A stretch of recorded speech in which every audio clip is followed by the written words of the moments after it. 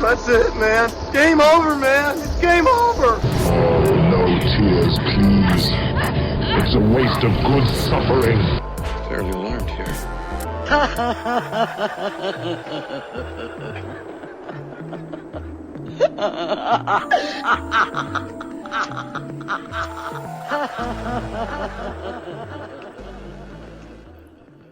Welcome to MOTN Reviews. This is Masters of the Nerdiverse Reviews, where we take a glance at some of the shiniest supernovas that are of cinematic nature in the Nerdiverse and some that are not so brightly lit. I am, of course, your host, Mike G, and you can always find this podcast on iTunes, Stitcher, Spreaker, SoundCloud, YouTube, and iHeartRadio. I am happy to welcome back to this corner of the Nerdiverse, Beer Business Bureau's own Darren. Hey, what's up, guys? I am here in the flesh, and I wish I had a beer. I wish I had a beer too, my friend. You should have saw it. Like, he came in like the remanifestation of Dr. Manhattan from Watchmen. At first it was a skeleton, and I was like, okay, am I going to die? Is it time to die now? And then organs formed and skin and tissue and sinew. And it was Darren. And then a little bag popped in. It was like poof. It was like Mr. Mitzelplick. Mr. Mitzelplick. Say that backwards. He appeared just as fast as this movie did. I do want to talk about the film that we're actually going to be reviewing this time around, because I don't know how to make heads or tails of it. I do, but I guess we'll get into it a bit more.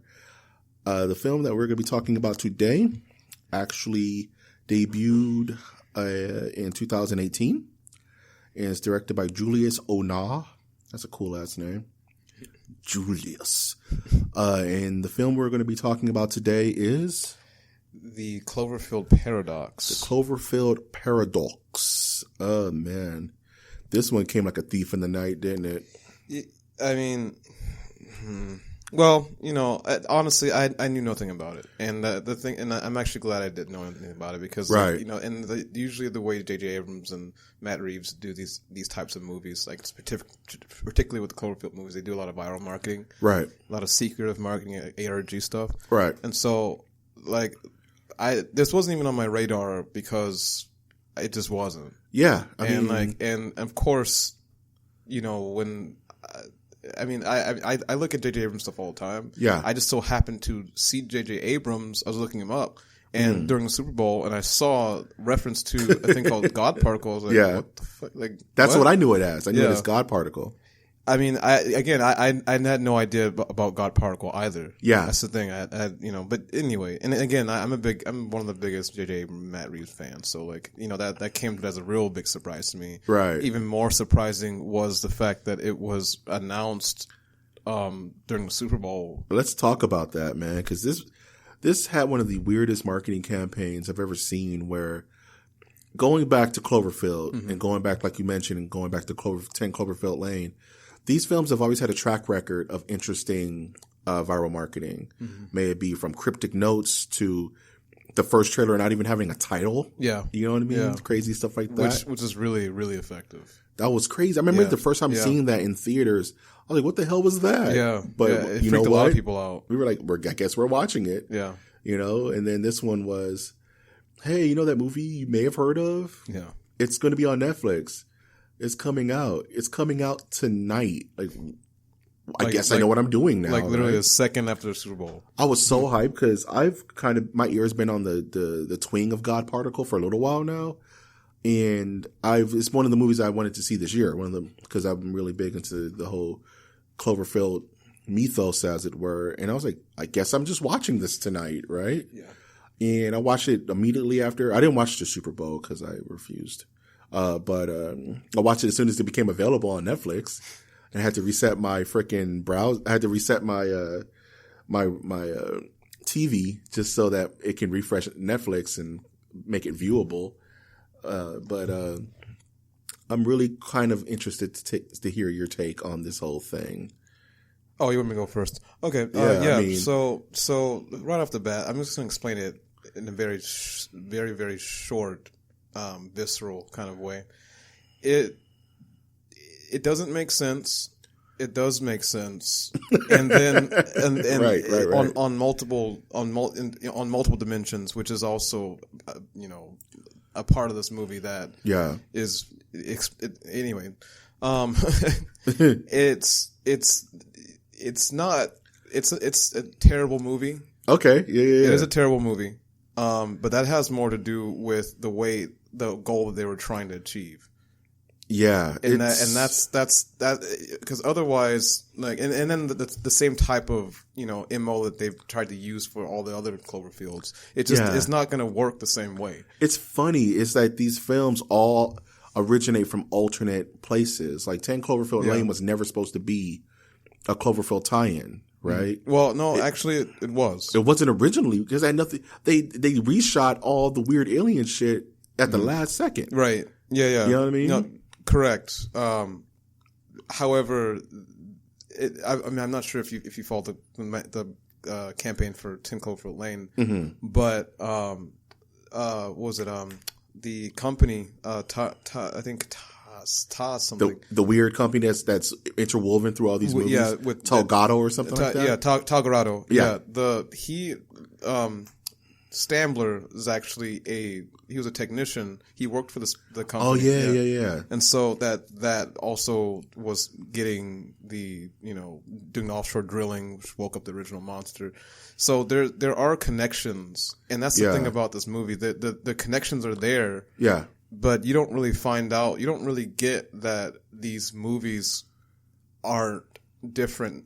You don't really get that they're different, but they exist in the same universe until this one, really. Yeah. And that's one thing this thing does do, and I will say that it accomplishes. It ties things together, even if it's a loose sandwich, bread tie. It's not a nautical knot. It's nothing secure. But it does enough to say, okay, let's just rock and roll with this whole Cloverfield moniker. And I want to get into more of my theories about what I think what Cloverfield is, but I do want to kind of get into the plot of this movie at the end of the day. And immediately your brain automatically will start tying it into the original Cloverfield and Cloverfield Lane if you're a fan or if you watched both. And the movie opens with the Earth in peril. Pretty much it's like we're waiting for Captain Planet to appear, with there's some kind of energy shortage. And it starts with this, I guess, everyday African-American couple in a giant gas line. Right. It reminds me of there was during a time in America. Petrol line. Petrol line, because they're actually in the UK, right? No, they're in America. But that's the other thing that threw people off. They were in America. Oh, I thought they were in the UK. That's what I thought as well. They just happened to be English. In America. Right. Okay, that super threw me off. Yeah, of course, it threw everybody off. Yeah. But like, it's, and that just adds to the confusion of this movie. But we'll get into that later. Yeah. And you find out that, I guess the Earth got the bright idea to create a pseudo science fictional Hadron Collider in space because they knew that testing this thing on Earth wasn't the biggest bright idea. And our protagonist happens to have the opportunity to work on said project. And this is a way to find infinite reusable fuel, pretty much create an arc reactor for our Marvel heads out there that will fuel the Earth with energy for all times. And it's just automatically you're like, okay, this isn't New York that was in Cloverfield. Because that's not even mentioned high nor hair. There's cars everywhere. Nobody's tripping, right? It's just it's a regular night out.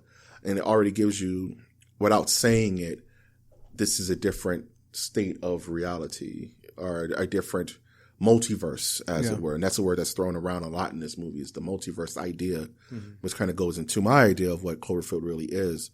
But she agrees, and there's some weird exposition about their relationship.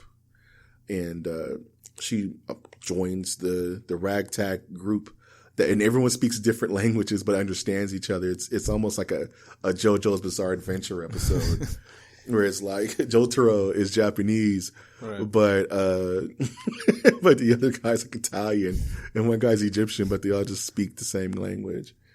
And they go to the space station, and we are introduced to pretty much the crew that's going to save the world or die trying, sort of. What did you think about the weird callbacks on the ship, on the space station Cloverfield, as it were?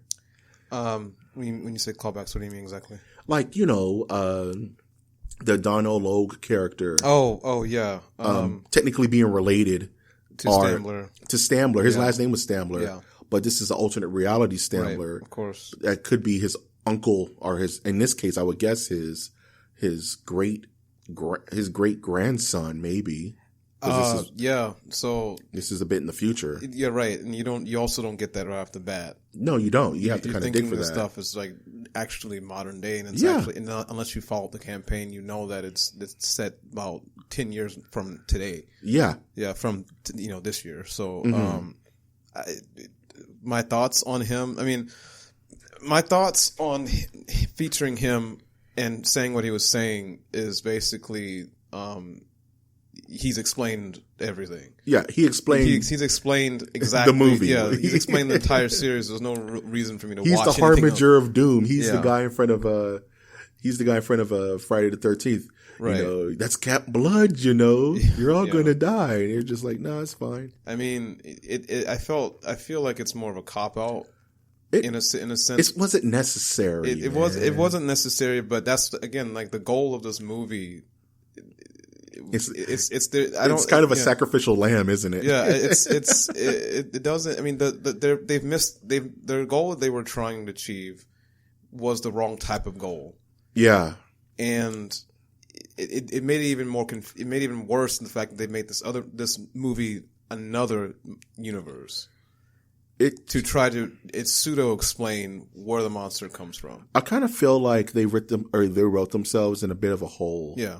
At 10 Cloverfield Lane. Yeah. Because it's like, that movie had, it's easier to connect this film with Cloverfield than to connect 10 Cloverfield Lane with anything. Because it's so off kilter. I mean, unless you go back to what Stambler was saying. He was saying you're going to open up the gates of hell pretty much. And like, so you're going to have all sorts of monsters, all sorts of demons and shit. And so what I'm saying with that is like, it doesn't connect right off the bat if you were to just watch 10 Cloverfield Lane. Yeah. Obviously, what the fuck? Like, in fact, actually, what I thought 10 Cloverfield Lane was related to was actually Super 8. Even though that movie is not connected to any one of them, actually. Right. Same type of alien. The same type of aliens. Same type of ship. Yeah, like. Right. But that also goes to the fact that the artist who created the Cloverfield monster uses a template for all of his work. Yeah, so, it's kind of like an H.R. Giger kind of thing. Yeah, so right? It's like meta. It's like meta on top of meta, and you're making false connections, and it's just it's a mess. It's a big mess, and of course you see the Slusho bobblehead on and it just further confuses shit. It's like there's certain things in the multiverse that are constants. Right. It's the Cloverfield paradox in this weird Slusho creature. Like they can't even make it a different shade to make it make sense. Like, okay, this is a different universe, so he's not pink and blue, he's yellow and red. You know, that would have been interesting. Like, oh, this is their universe version of this character, but then that would have cut to kind of let the cat out of the bag, I guess, a little early for people who want that connection. So apparently they've been working on this thing for 2 years, where on the radio in the beginning of the film, it's like, yeah, we're going to run out of energy completely like in 8 months. Right. So they know what's going on Earth, but only way you get to see it is via the guise of her boyfriend. And it doesn't look that bad. He's at the house. He's chilling, He doesn't seem too affected by it because maybe he's upper class, I'm assuming. But they finally get the God particle equation and fire the bad boy off. And it actually, because they say for a sense of simulated suspense that we only got 2 more tries. We only got like a couple more tries, and then we just gotta quit, I guess, figure something else out. It's also important to remember that they did explicitly say that it was supposed to take only 6 months. Yes. Yeah. So they've been burning on fumes for the past, it was like 300 or something. How long was it? It had a day count. It was like 694 days. Right. Like that. Yeah, exactly. You're like, shit. So they're just like, it's crunch time. Like this, if this doesn't work, the Earth is effed. right? It's wrecked. Right. And then also another thing about that, because I actually have a theory about that as well. Okay. So again, this goes back to Donald Logue's character. Him saying that every time they use it, that it's actually affecting, time itself, the dimension of time itself. Yeah. Past, present, and future. Yeah, he mentions that. And so, my theory, the reason why the Earth probably wasn't already in shambles by that time. Yeah. Probably has to do a lot with, corruption of time, but also, it could really just be the fact that things weren't that bad until you actually go outside. Exactly, right. But because in 2 years, I don't even know how he would be alive. Because he would be dead. Yeah. Like a large populace would be dead. Yeah, exactly. And it would be pretty much like Day of the Dead style with cats in, with the rich inside of like bunkers and shit. Because if in 8 months, all fuel and energy is gone from the earth. Right. What's 2 years after that? It's apocalypse, right? At that point, right? But what throws us off from what is bad editing is that you get the boyfriend is kind of like tacked on through this through line of this story. Mm-hmm. But then again, he is kind of like in a weird bomb shelter. Yeah. So it turns out the wars that they were talking about. That's actually, another part. That's another through line of the story. So it turns out, make it really short. What I gathered, at the very end of the film, is that those wars never actually happened in our universe. They happened in the other universe. Yeah. What happened on our universe is quite literally the monsters are the ones that actually. So okay, and we'll get more into that as this weird story keeps going. So they fire off the collider or what have you, and it's working. Mm-hmm. And they're like, we have stable energies. We have a stable energy field or stream.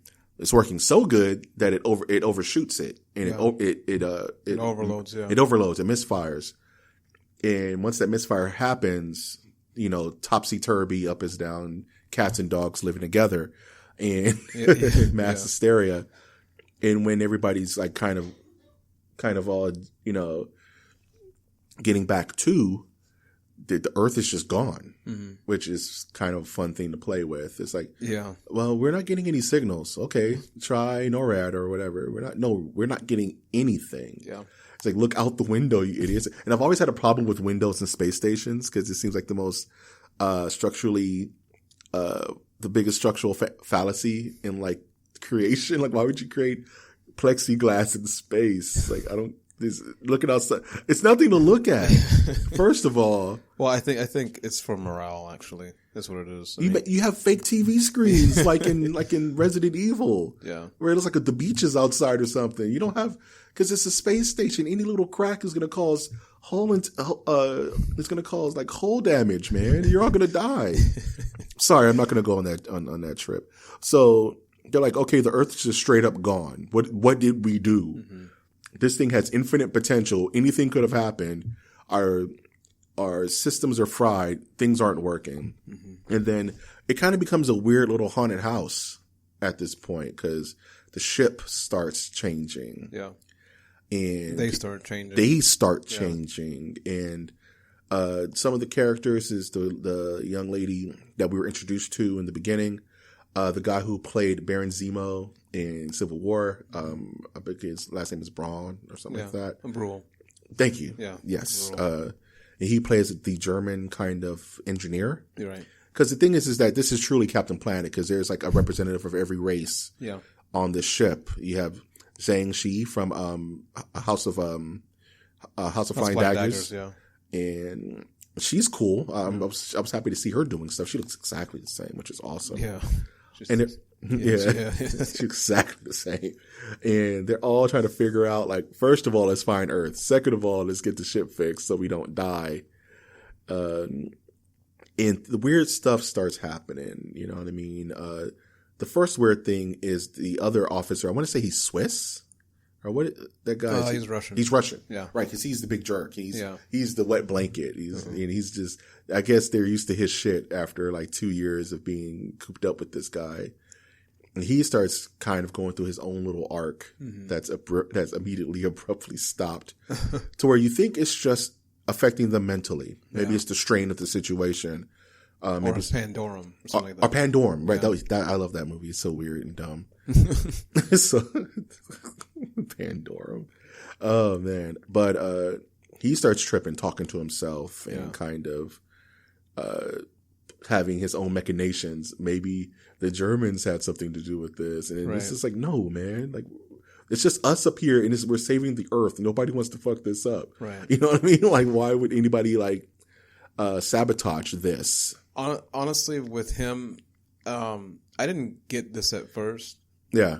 And I thought that maybe it was, a mental thing. Yeah. But when I started to look at it a little bit more, I actually, because they're all affected differently by the event. The event. Yeah. They're all affected differently. Like one guy loses his arm. That's another cool part I wanted to talk about. Yeah. But I honestly believe that Voltok, or whatever the fuck his name is,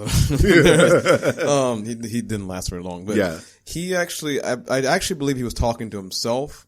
Like talking to the other version of himself. Yeah, because there's a lot of that in this where the multiverse kind of communicates with itself. Yeah. So I think that they were existing literally in the same space. And that's why his body couldn't take it. Yeah. And his brain was having an internal conversation that we never got. Right. Like full, because the movie. And he was like his own little weird ex machina, wasn't he? Yeah. So he's in the mirror and he has of course and one thing I want to say about this movie, I don't want to sidetrack too hard, is that it takes a lot from a lot of things. Mm-hmm. He had a poltergeist moment, right? Mm-hmm. Where you're looking in the mirror and crazy shit happens. So his eye just tweaks out. Yeah. Well, firstly, he starts seeing a vein pop in his head. Yeah. And you're like, whoa, that's new. Yeah. Is my eye okay? She's like, you're fine, whatever. Yeah. And his eye just tweaks out to the left. And he's like, how do I fix this? Like, he's like poking at it and then it just tweaks out to the right and then it fixes itself. And it's just one of those funny little body horror moments that I did not expect out of this movie.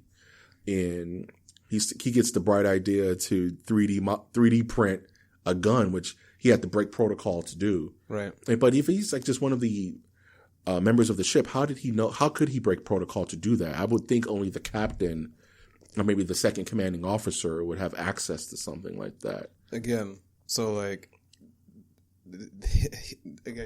they've now collided with the other universe. Yeah. So the idea that bothered me too, because I was like, how the fuck, how would he know to do that? Yeah. Where did he get that stuff? Where did he get that from? But again, this universe is different from the other universe, and this is the same exact space station that, and we'll get later onto why that's also important, because his knowledge is no longer his knowledge. It's the other guy's knowledge. And it's their knowledge. Yeah, exactly. So their protocol may have been different. They may have had schematics for that, each and every one of them. Or he may have just had it himself. The other version B. Version B. Yeah, that's the easiest way to keep this, keep these cats straight. Yeah. So, version B of him, you're saying, in his head, because they're occupying the same space, because according to the Cloverfield paradox, is that all these multiverses are trying to conjoin into each other. Right.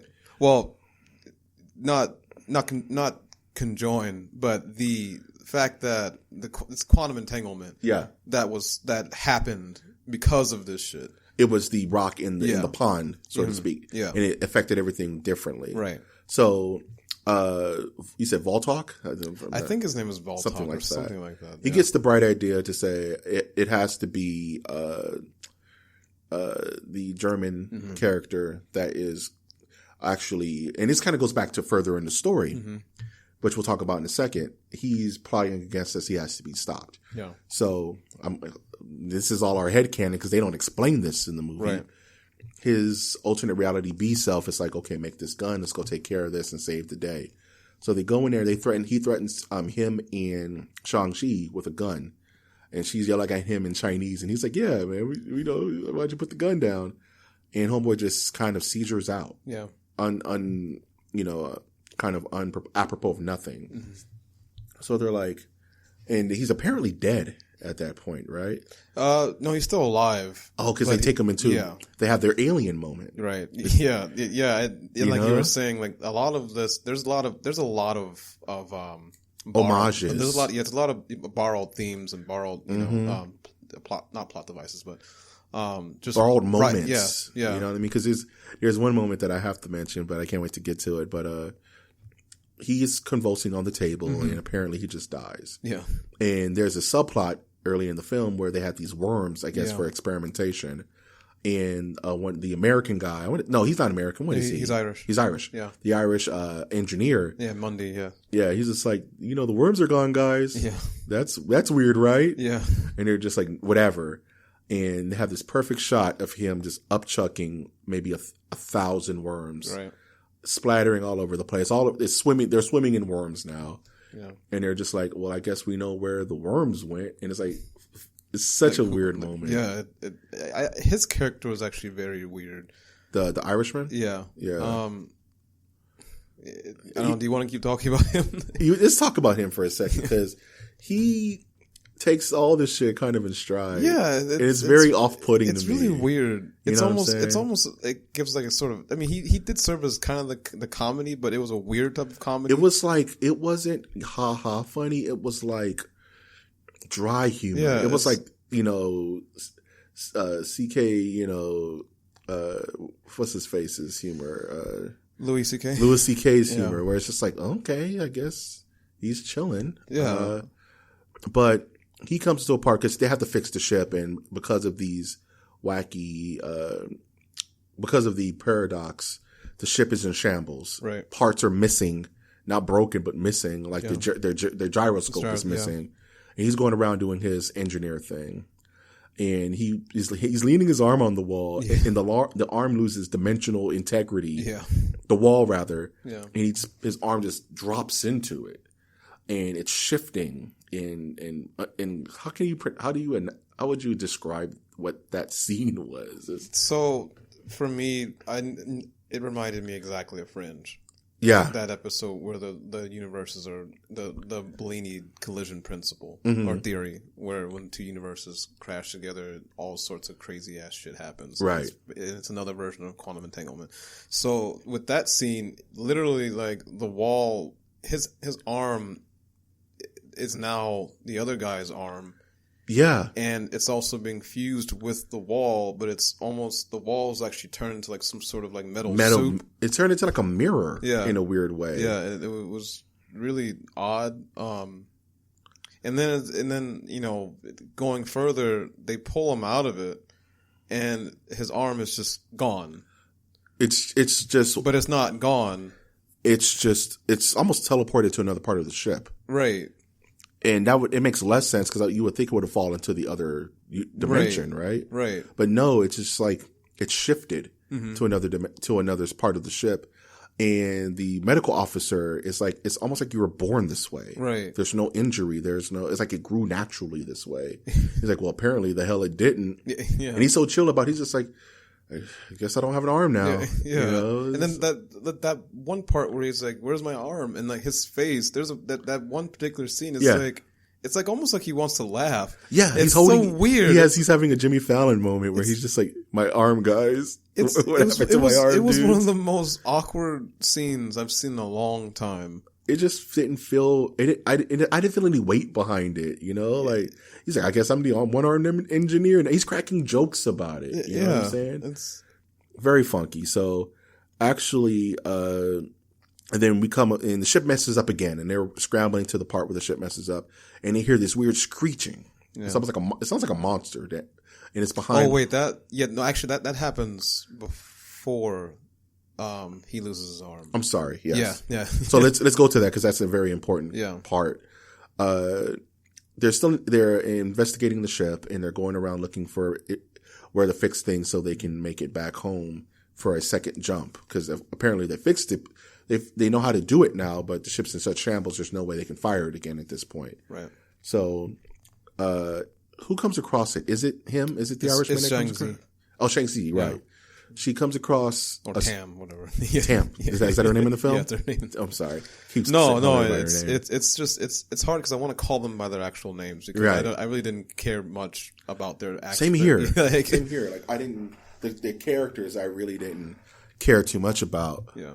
But they're like, we need to open this shit and deal with it. And everyone's like, I'm not opening it, man. We just crossed like a dimension. Like anything could possibly happen.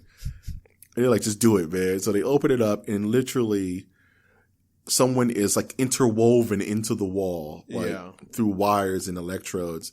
And it's this, Anglo-Saxon, beautiful just lady that they just found in the wall with tubes coming in and out of her arms like Pandorum. Yeah.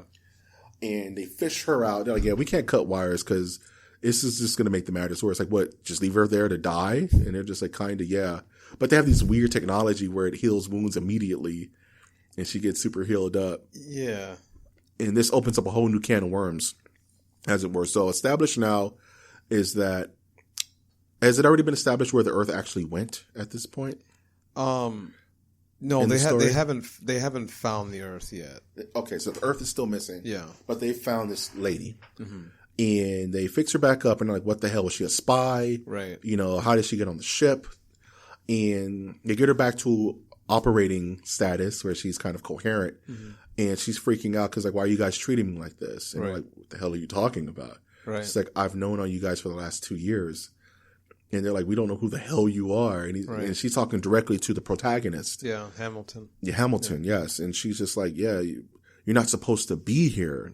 And it's like, well, what exactly is happening? Right, yeah. And she's crazy, right? And she's like, I'm just freaked out that you guys don't know who I am.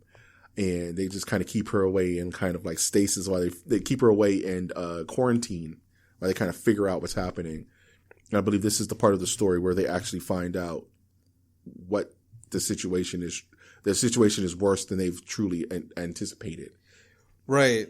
And so at that part, actually, she still doesn't know what's going on. But you also start to see things change, like the little things start to change, like the picture on the wall. Yeah. Yeah. Like that which features her all of a sudden. Yeah. And replaces Tam.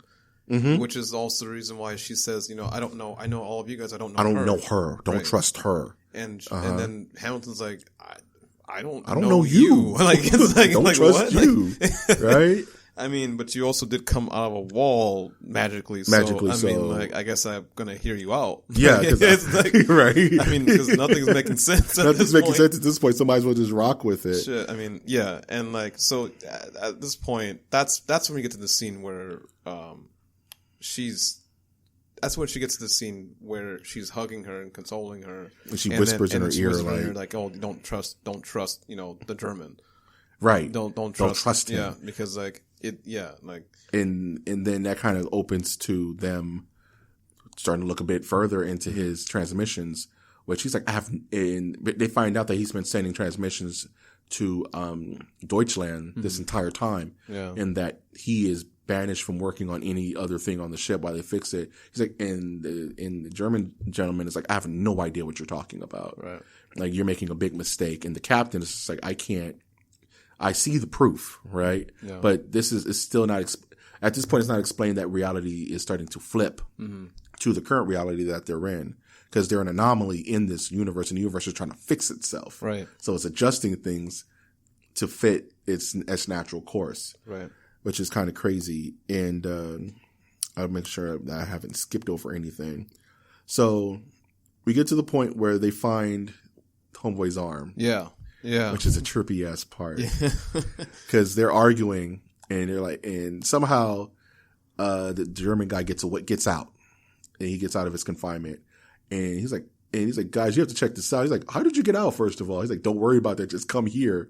Yeah. And you see the Irish engineer's arm just crawling down the down these metal shaft way, almost like Aliens or like Leviathan or something like that. Right. And then the movie kind of jumps a weird shark for me.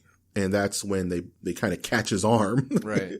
And it starts acting like it wants to ride. Right. I mean, and the other thing about that is that? They catch his arm, but they contain it as though it's some sort of dangerous animal. He wasn't trying to escape. No, he can't attack you. It's an arm. And then it turns out that he doesn't have control of his arm.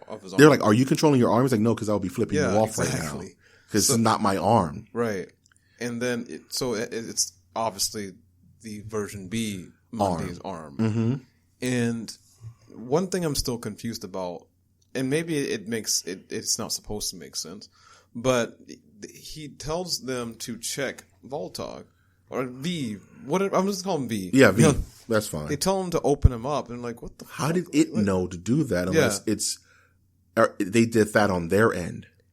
I mean, yeah, because again, right? because with the multiverse theory, like time is a cascading event between each multiverse. So you can either time is actually ahead or behind, right? And if something's already happened, the deja vu, it means that it actually already happened, right? But so that could be that, or I don't know. It's just hard part. To it's hard to really explain that because I mean plus I mean could the other version be Monday? Could he see his arm in that? Because I mean he was going somewhere. Yeah, it was crawling to a destination. Yeah.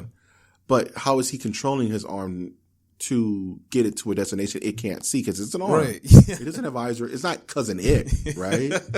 Yeah. You can't figure it out. And it also makes it more confusing because in the actual moment of the paradox, we know that at least two things happened. Their ship went to Universe B, and the Universe B ship just exploded. Right. And then it ended up in the ocean. It ended up in the ocean. Yeah. So it isn't as if these two universes are trying to talk to each other. One's just dead, and the other one is trying to get back to its own Universe A. Right. So it's not a Universe B engineer trying to talk to them. It's the arm having knowledge outside of its existence. Yeah. And it's an arm, so how is it doing it? Right. Apropos of nothing. It's really... It's a very confusing spot. But it's right. It says check Voltov, and they're just like... And the medical engineer is just like, I can't open them up. I'm like, but you're the doctor, dude. Like, just do it. Right. And Tam is like, oh, forget it. I'll do it. Yeah. She opens him up, and they pull out a gyro out of his gut. Yeah. A ship part, which makes no sense to why it would end up there. Another part of the writing I wish they would fill in because that doesn't make sense to me. It also doesn't make sense that he blew chunks and worms out of his body. I mean, it seems like organic matter was affected the most. Yeah. On the ship, right. And the inorganic matter kind of had its moments of haywire. Because was he even close to the? Because they're all on the deck when it happened, right? Yeah. There's nobody floating around the space station, right? So how did it go from its coupled little space on this as an engine part into his gut on the deck? That doesn't make any sense to me.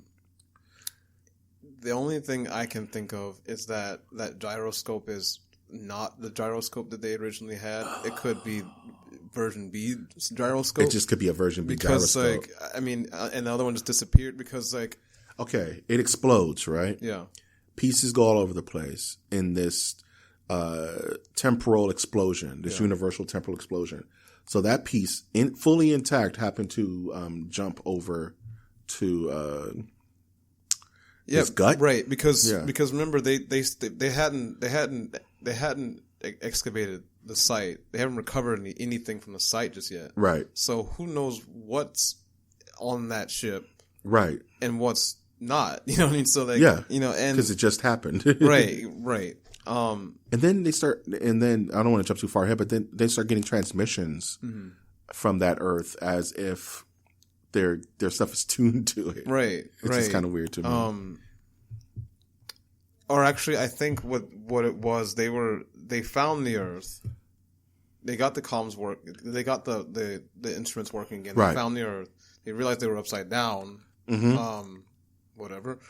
Another thing where it's like, okay, I don't know why that adds anything to the story, but right. Anyway, and then they fixed their comms, and then I think they tried tuning, but I don't know how they would know to tune in what frequencies. I mean, that's my whole point. Like, how would they know to tune into Earth B? Yeah, unless things were completely the same. But we know, we've been told that these are different multiverses and things are quite different. Right. You know what I mean? So that's kind of like a plot convenience, right, as it were. Right. You know what I mean? Easy writing, but easy writing. And then they find out that there's a war that started. The war that is kind of hinted at on Earth A is full blown on Earth B. Right. And it's in the engineer that's from Earth B that's on their ship now is like, yeah, we need this sustainable energy to stop the war, because the whole reason for the war is the energy race, right? And it's with Russia and Germany. Is that the case? Germany was waiting until Russia was weak enough so that they can strike. And they were talking about but then it's weird because, am I getting this part wrong? But we go back to the boyfriend who's back on Earth, and he's having a hard time getting communications about his wife, I guess. Right. Like, yeah, we just don't know where they are. Did it explode? What happened? We don't know what happened. And he's saying stuff on the news like, yeah, they're starting to do ground waves. Right. You know what I mean? So the war is starting on their end too, because of the freakouts and. No. Okay, this is where it gets really fucked up, really confusing. So actually, this is what I was saying earlier. Yeah. You remember when he goes to the hospital, right? Yeah. And he sees he sees Clover. Yeah, exactly. A Clover. Right. So the explosions that are happening, because on the radio transmission, on the radio broadcast, they say that they're trying to figure out whether it was nuclear or conventional, and it's neither one of those things. Mm-hmm. You know, and then you get the hint that there's some crazy shit happening because he's on the phone with his, I guess, or not orderly, but he's on the phone with like someone that has ties to NASA or whoever's manning this space station. Right. And he says he saw what?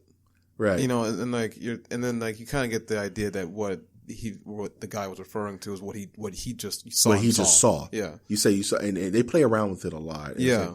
You know, especially at the end, which is kind of sent me on a whole different thing. But then, and that's what really makes the story confusing, because if they would have kept it all on the space station, it would have been a lot more plausible to its own theory it's trying to push. But having it keep going back to Earth, it keeps messing up its own timeline. Right. You know what I mean? Because we're made to assume that what's happening on the ship in Universe B is at the same time that is happening on Universe A on Earth, and that's not the case, right? Right. Somehow the collision of the Higgs boson particle that they foolishly did, unintentionally did, and they could have avoided it by doing their damn jobs correctly. But anyway, they find out later that it was the user error. It was extreme, and that goes to the next part of the story. It was extreme user error based on the perspiration, right? The condensation, which is really incredibly stupid. But anyway, Jeez Louise, man. Anyway, so time already is completely fucked up, right? For Universe B. Yeah. So who knows how much actual time has been shifted by the time they get back to A. Yeah. So time would have. So so basically, what's happening on Universe B is not these monsters. No, it is a war because of the energy crisis. There's an energy crisis, and it's the destruction of Clover, right. of the Cloverfield station, the Shepherd, the Shepherd, and so for whatever reason, the parallels that were supposed to happen didn't. Right. You know, the parallels of war happening on both universes didn't happen. Mm-hmm. And so it doesn't explain though why it is only our universe A or dimension A, whatever, that's affected. And it doesn't also explain. It explains where the monster comes from. It doesn't explain why it happened in the first Cloverfield or this Cloverfield. And I have a theory. I can't wait to kind of go over my own theory on what exactly all this means and where these monsters actually fit in. And it doesn't explain it. You're absolutely right. Like, why is Universe B unaffected by these creatures. But we don't know that one way or the other, do we? Like, I mean, it's not mentioned that there's creatures in Universe B. No, it's not. And again, like, why would they be fighting each other if they have this overwhelming threat going going on? Like, it makes no sense. Like, right? Yeah, exactly. Why is there war happening when literally monsters are raining from the sky? Right. Or is it 10 Cloverfield Lane where there's actually warships that are coming and invading Earth? But Tam figures out the human error, fixes it just enough time to die, where she gets like super sub-zeroed out of the airlock. She gets fatality. That's pretty messed up. She dies ultra hard. I'm talking about what you just said. She got sub-zeroed, dude. She got ultra wrecked. And they're like, yeah, that's it. Yeah, like, we can't do this. It's like, well, I'm an engineer. Like, we're not trusting her. Yeah. She's from an alternate universe. She has the mustache, like in Star Trek. And they're like, no, you guys want to live and save the Earth? Then we gotta trust. We have to do something. I mean, like, yes, we can't just sit here and die. Cause I mean, what the hell else do you want? I mean, the longer we stay here, the more messed up things get down there, and the longer we don't do anything, the worse the ship's going to get. Right. So they start fixing the ship again, and this is my favorite part of the movie is when the engineer, they're about to fire it up again because they got the formula and everything's working fine, and the engineer is fixing little things around the ship, and there's a magnetic pulse that happens.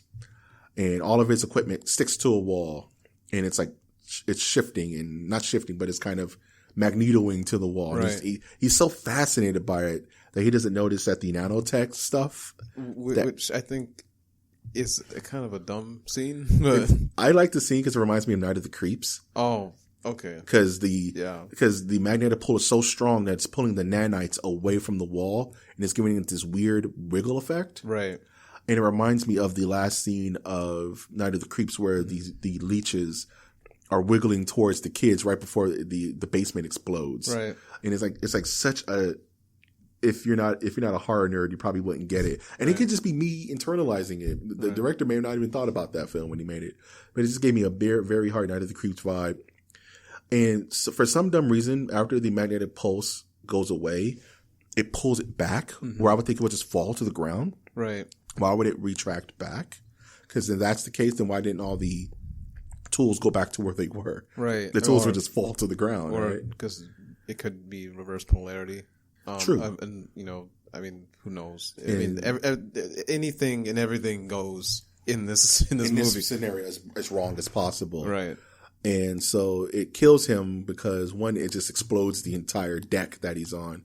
And the nanites are just ripping through his body and flesh and through his mouth and eyes. Yeah. Very gory horror moment. Right. That is kind of found in this movie that wants to be Event Horizon so bad, but it just can't, Oh, by the way, really quick note though about that particular scene. If you notice, you might have you missed a heartbeat because you're so focused on the tools, but you can see that there's a Tagarada logo and symbol right on the electrical box. They like to sprinkle this stuff, don't they? Yeah.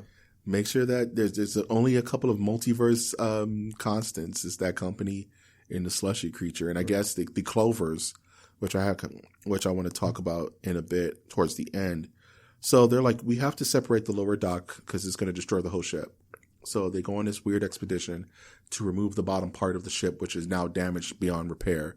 It's not necessary for the jump. It was like living quarters or something like that, right? It was a disc because the ship was organized in a weird way. Where it was rotating like turbines. That was where the O2 station was. Right. Yeah. So the captain, our protagonist, and the medical officer, who are like the only really people left outside of the German guy and the Universe B engineer who are still working on the ship. Yeah, and the medical officer. They go to fix the problem. But of course, the captain has to sacrifice himself for some dumb reason. I don't think it was. It's like, we can do this all remotely. He's like, no, we got to do it. I mean, it doesn't make any sense. It's this plot. My biggest problem. It's predictable. It's very annoying. It's kind of like he doesn't have to die. Yeah. Like, it's like, you just told me he doesn't have to die, but it's like, no, he has to sacrifice himself. Okay, I guess. Like, all right, whatever, man. Whatever. Just go. He explodes and he gets carsed by just existing in space forever at this point. point in an alternate dimension. So, which is super dumb. So they do what they got to do, and they go. And I want to talk about this side plot because they go back to Earth, where Michael, the main protagonist's wife, or husband rather, finds this little girl, and he's like kind of been taking care of her because he just happens to find her in rubbish, in just destruction at the hospital, which makes no sense. This kid either should be already gone dead or with a group of people or dead. Like, how is she the only one? It makes me suspicious of her. Like, how is she the only one how's she the only survivor? Untouched in a ball of fire and rubbish in like brick. And it just doesn't make any damn sense. So he has to hook up on like a bomb shelter, and he's getting more information about what's actually going on outside. And they're dancing so hard around it. They're just like, we don't know what's happening. It's like you said, it's not nuclear. It's not XYZ, but the town, the country, the world is being ripped apart. And we then have a moment which is so silly, where we kind of get some more explanation on the protagonist, as explained by her friend from Universe B, who's saying, well, you know how your kids died because it was your fault, and you left the heater on, the heater exploded. In this universe, in my universe, they're not dead. This is the reason why you shouldn't be here. Right. And it's like, you can just kind of come with me if you want. And she's just like, okay. Yeah. And like that, at that point, I was like, nuts. This is ridiculous. This is dramatic diatribe, dude. Yeah, man.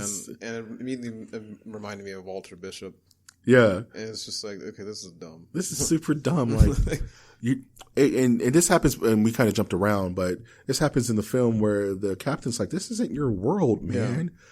Yeah. The you that's supposed to be here is here right now, for better or for worse. And if you go down there, all you're going to be is some weird anomaly that they're going to rip apart and dissect. And you don't belong here. She's like, nah, it's my kids though. I got to figure it out.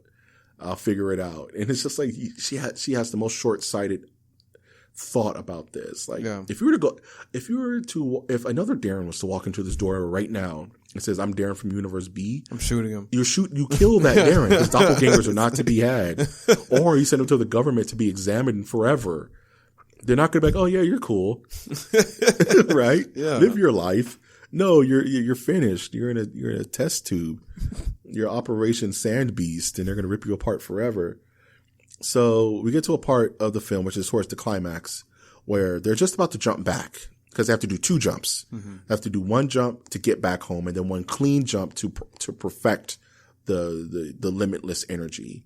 So Universe B engineer gets it in her bright idea brain that I'm taking all this shit from my Earth, and I'm just going to kill everyone here and be the White Knight and save the day for my people, because I don't care about your Universe A. My Universe B needs this more than ever, and our ship's destroyed. Yeah. So we can't even replicate it in any kind of decent time. Because building a space station like that probably takes a few lifetimes to build that crap that they had going on. It had to take about 50 or 60 years, right? Yeah. So she turns into the last boss, as it were, shooting everybody that she can. She shoots the medical officer. She shoots the German dude. And of course, it's the last battle between her and the protagonist, to which she turns on the tape of her kids laughing and crying. Which is it's so sappy. I can't stand that part. And it's like, tug on your heartstrings. You know this is to be right. You would do it. And she gets alien resurrection. She get alien resurrected, where the main protag shoots a hole in the window, and through that little hole she gets jettisoned into space. I was like, are they going to do it? Are they going to have her whole body go through that little hole? I was wondering. I was hoping. How far are they going to go with this? Because that would be awesome. Yeah. But no, they chickened out, and she just kind of the glass broke. Lost World Jurassic Park style, and she flew out into the coldness of space. And the weirdest and worst back down was she just goes around and fixes everyone. Oh, hey, German guy, you're still alive. Right. We're gonna fix your wounds. Hey, medical officer, you didn't die. Or was the medical officer dead? He died. So only 2 survivors were the German guy and her. Yeah. Right. And they get back home, and they do the pure run, and everything's working fine. The day is saved, right? And they're laughing. You hear NASA celebrating in the background. Well, actually, okay, it's never established that it's NASA, which is... I would just want to say NASA, because who else is it going to be? Tagarado. Because, remember, the Easter egg, yeah. So they're pretty much... They're SpaceX at this point. They're the only game in town when it comes to this kind of exploration into the infinite, right? Yeah. So I will concede and say it's probably them. It's most likely them. And that's the company that's been kind of behind the scenes this entire time. And you finally get a call back out to the boyfriend. And he's like, well, what are you guys going to do? Tell them to stay up there. He's like, well, they can't just stay up there. They're on the way home. They took in the last of the escape pods. They're on the way. And in the weirdest, stupidest ending I've seen in a very long time, he starts blindly screaming into the phone, leave them up there. Leave them up there. They're with these things. There's snakes out there this big. And, and you see them going into the Earth's atmosphere. Everything seems fine. They fall through the crest of clouds. Yeah. And you get this giant, stupid pop-up dragon of the Clover creature. Right. Now big enough to soar, standing up over the clouds, mind you. It roars, Finn. The movie ends. And I was like, if it just ended without that part, it would have went from a 45% to me to like a 79, 80%. Because it just ruins everything. It does. It lays the biggest turd at the end of this movie. And again, it's unnecessary. I think they were trying to achieve two things with that. One, they were trying to really go back to what they were saying before. They weren't lying about the original Cloverfield monster just being a baby. Right. But who really cares about that? Who cares? Because it's a different dimension. Yeah, who gives a fuck? But I mean, like, but and then the other thing was that they really tried to explain where the Clover came from without explaining it. Yeah, and I've been talking about it this whole review, and I kind of want to go into my idea of what this is all about, the whole Clover thing. What I think it is the Clover paradox is the event, like you mentioned, right? And the doctor mentioned that this will affect time, space, all reality. Every verse in the multiverse has been affected by this paradox in this universe. And it ripples through time and space. So we currently have 4 universes that are affected by this as shown in cinematic form, which is the 2008 event in Clover. We have the 10 Cloverfield Lane event, which is another universe. Yep. We have the Universe A, Cloverfield Paradox. We have Universe B, Cloverfield Paradox. And what I think this series is, it's the Twilight Zone. It's just the Twilight Zone. This is an excuse for us to tell any story we want. Yeah. And we can just brush it away as it being a byproduct of the paradox. And even with their new movie coming out, Overlord, it takes place during Nazi Germany. Yeah. And it's basically like a cinematic Black Mirror. It's a cinematic Black Mirror. And what I think the Clovers are, I think they're actually temporal parasites. Why not? They're temporal because the event caused them to appear, and they're falling all through space and time. Right. So you have one in 2008. You have one in 2030 or whatever this is going on in different stages of incubation. So when this tear in space happened, or this fluctuation in space, this was a byproduct of that effect. Yeah. So these particular monsters exist outside of time and space, multiverse, what have you. And whenever this is caused, they bleed into whatever reality that has an open hole. Right. Which will explain why a baby appeared in 2004, but there's full adults in 2030. You know what I mean? So this can, or even if they possibly show up in Overlord in the 1939, 1940, 41, 42. And I think the creatures in 10 Cloverfield Lane is the cleanup crew. Okay. I think the alien ships that are purging the Earth for these temporal anomalies now. That actually does make sense.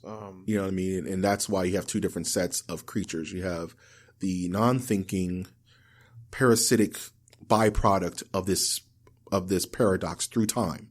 Right. And now you have these highly technological, super gods that are floating around, killing all life because it's better than having no anomalies than having anything. Right.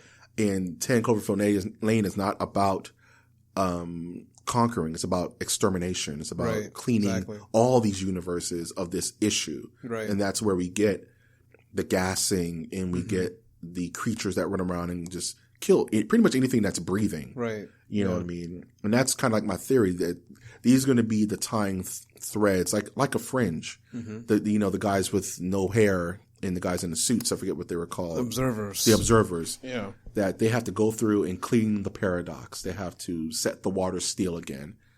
And we have to clean it of these giant super beasts that happen to be byproducts of this issue. That's my little tin hat theory on how this ties together. That makes a lot of sense.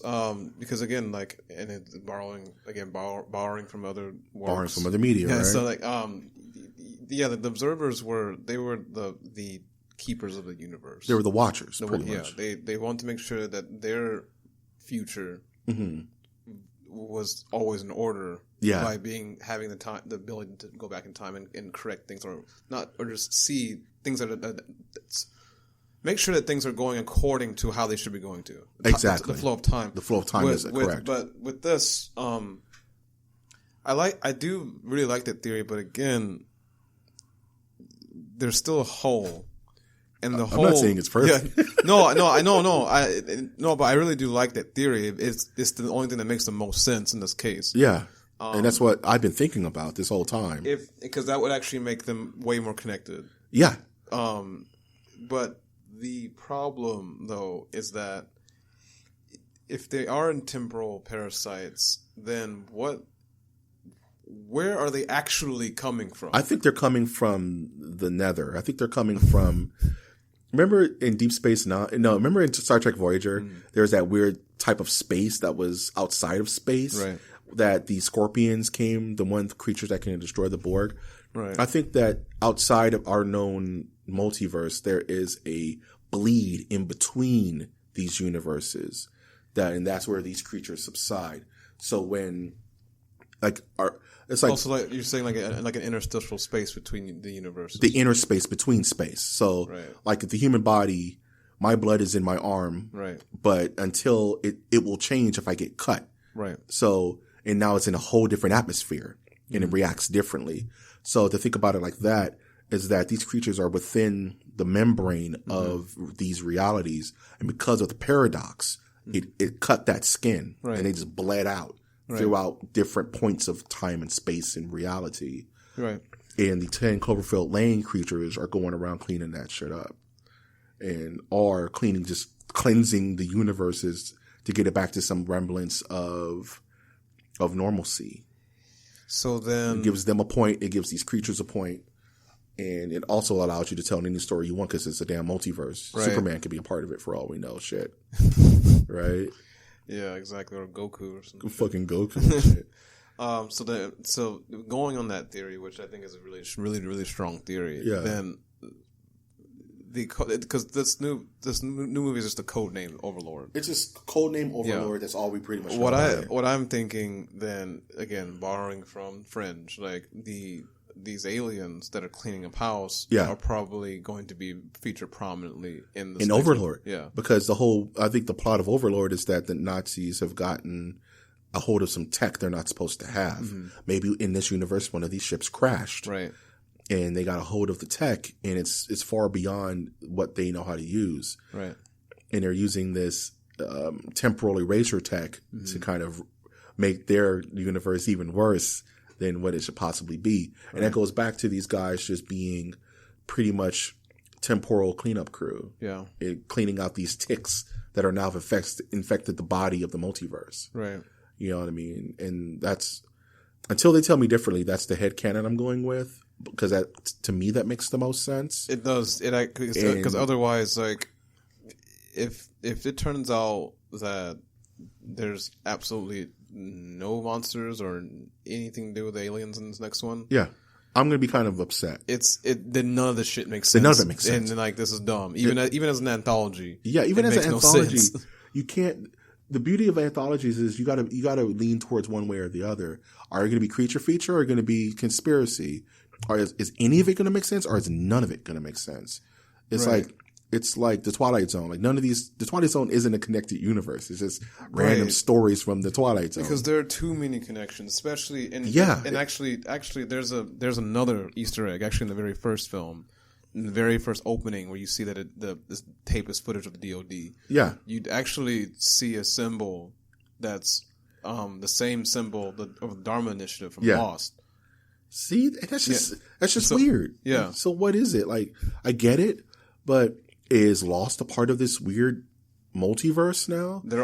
I would assume that the creatures don't necessarily have to be in every version of the multiverse. Right. You know what I mean? Which is why they're not really appearing in 10 Cloverfield Lane. Right. They're just not there. But these aliens are scrubbing the entire multiverse for these things. And that means killing all life in the universe to do that, especially the main planet that caused this issue. Yeah. Because it is Earth. Unless in the multiverse there's different versions where different alien species have caused this issue. But for the sake of consistency, I want to say that this event on this plane of existence caused all of it. Yeah.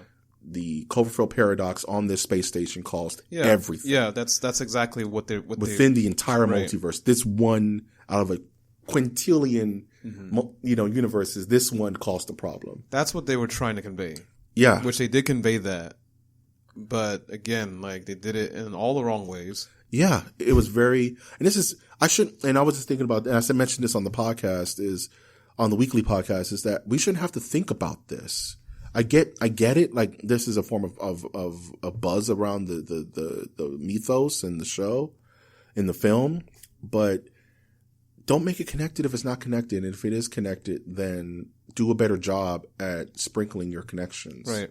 You know what I'm saying? Because we're going to be theory crafting this until later this year with Overlord. If that's completely different, then what do we have? I mean, that's really what they want. They want you to theory craft because that to them that equates to a heavy buzz.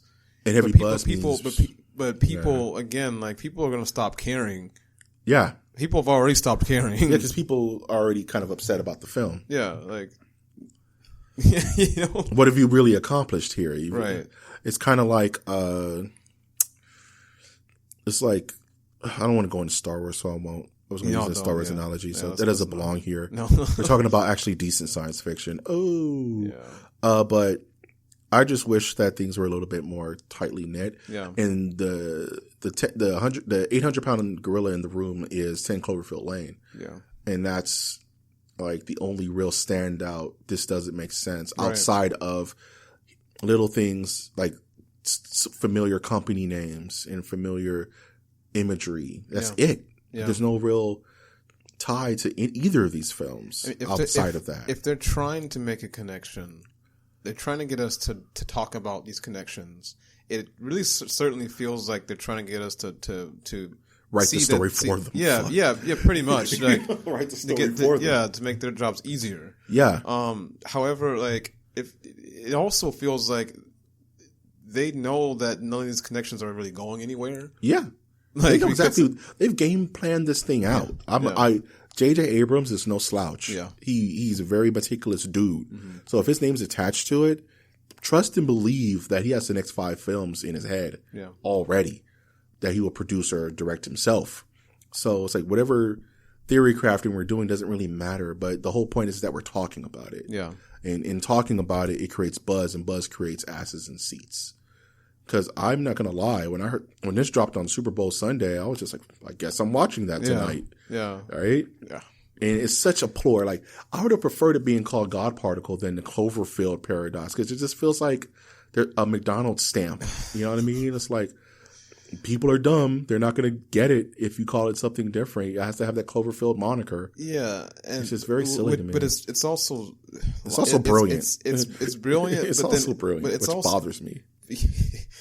It's brilliant, but at the same time, their logic is still flawed because like you want to apply the lowest denominator, but you're not doing that because people want answers. People who are not cerebral, who are very frontal lobe. You can't have your cake and eat it too. Yeah, you can't market to everyone and then make your source material available to no one. Right. Only people who know what's really going on with this shit is you guys. Yeah. but you want to sell to the cheap seats, but you also want the fanatics to be on board. You got to pick a lane. Yeah. You got to choose, and the best movies do that. You got the best, what's the word I'm looking for? Franchises do that.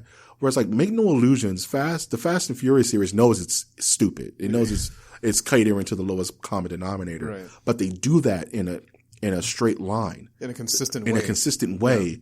To where I'll watch a Fast 8 movie because I know what I'm getting into, but don't try to hit me with quantum entanglement, but at the same time, talk to me like I'm a child. Right. Or piecemeal my information like I'm an idiot. Yeah. It rubs people the wrong way. Either the smart guys who are really on point and hunting down these social marketing, or the people who just want to see a good horror movie. Right. You know what I mean? Or people who's not really into it. You're not catering to everyone. You're catering to no one. Yep. And that's the biggest flaw of this film. If it had nothing to do with Cloverfield, it would have been a better movie. Mm-hmm. If it didn't have the Cloverfield name or that stupid ending, it would have been a better movie. But by doing that, you've ruined the structural integrity of the film, which makes it drop on my list. I mean, I would. It's good until it's not. I would go so far as to say they've ruined the integrity of the entire name of Cloverfield. So they got to do something. Overlords better be something crazy. Yeah. I'm not completely mentally checked out yet because I love Cloverfield 1. Yeah, and I thought 10 Cloverfield Lane was interesting in a character building film. But once again, the ending of 10 Cloverfield Lane was a cop out to me. And once again, the ending of Cloverfield Paradox is a cop out to me. It's a forced cinematic universe builder where we're too savvy for that now. We live in the age of the MCU and freaking the failures of the DCEU. We know we can feel this stuff coming. Yeah. So make a good film first and foremost. And then in post-production, lay your Easter eggs. Yeah. Because if that ending never happened, I would have been just happy theory crafting. Oh, the guy is the same guy. The guy is the alternate reality version of the son of the guy from 10 Cloverfield Lane. And, it did say that company. Oh, it did have the celestial thing. Right. But by hitting us over the head with it at the end of the movie, it just ruined it took all the steam I had coming out of the film. And that's why I say it's as bad as it is good. Yeah. And even though it's a terrible film, I do like it. I feel the same way. Like, I'm not going to defend this film to anyone who says it's bad because it's not that great. It was rushed. Some parts feel like a Netflix movie and some parts feel like a cinematic film. Right. Like the space station stuff and all the space station graphics and the orbit graphics are beautiful. It's something like out of Gravity, or you know what I mean? Mm-hmm. But the inner workings and all the Earth stuff feels so Netflix. Yeah. It feels like I'm watching Bright or something. It doesn't have the same production quality. Yeah. So, all right, Chihuahua. So if you were to rate this film, from 0 to 5, what would you rate it? I rated it a 1.5. Ooh, you're meaner than I am. I would rate it a 3. It gets a C. Yeah. Only because there's some parts of it that shine. Yeah. And there's some parts of it that bring it way down. This is the kid who would have got the A on the class if he wasn't an asshole. Mm. You know what I mean? This is the kid who would have got an A on his test if he didn't draw a dick on his test paper, right? Yeah. It's like, well, you just failed, buddy. You're an idiot. Yeah.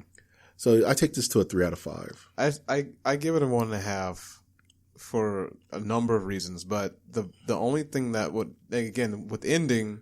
The ending just wrecked me, dude. Ending would have brought it up. Actually, it would have brought it up to an actual maybe a 3. If they would have nailed the ending and just left it alone, if that stupid monster didn't pop out of the clouds, I would have given this maybe a 3.5 or a 4. Yeah, because I like the story and I like this kind of science fiction. I mean, plus the other things that were so frustrating. Other things that were bothering me, are just the logic. The logic behind it. The Earth stuff really irked me because it was totally unnecessary and it just made it made you try to keep track of what's going on harder. Yep, and the Earth stuff really irked me. And plus, there's still some confusion on who that Michael actually was.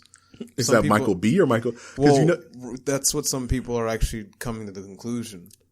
And so, they actually never did really go back to their own universe. But he was in his apartment. But he was in his room. Yeah. he wanted to let his kids right. I mean, like to go to work during whatever the hell was going on. Exactly. So it must have been Michael A. It has to be Michael A. Right? Because especially when he says, "Oh, I wanted to say was maybe we should try again." Yeah, and that's something Michael A. would say. Yeah, and if Michael B. was there, he'd have been like, "Well, the kids are with me with this random little girl we found. We're fine." And again, people are stupid, but but hey, it's something. That's what we do this for. It's for the debate, right? It's for the what ifs. Oh man, I'm starting to have fun with these, so I'm going to keep this little tradition going.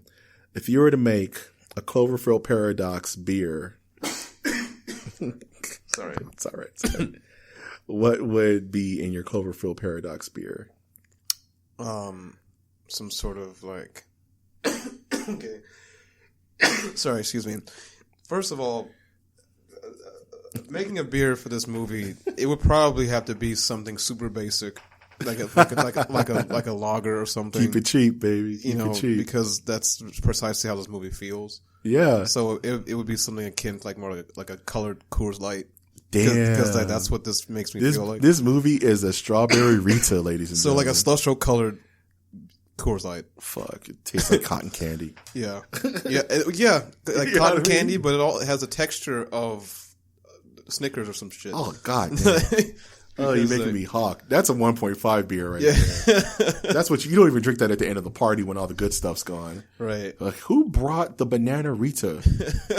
No one's drinking that shit. Oh, man. Any passing words before we close out this review of the Cloverfield Paradox? It's a shit movie, but watch it anyway because it does do some things good, but it does a lot of things bad too. I would say definitely watch this movie. If you can, watch Cloverfield and 10 Cloverfield Lane first. Yeah.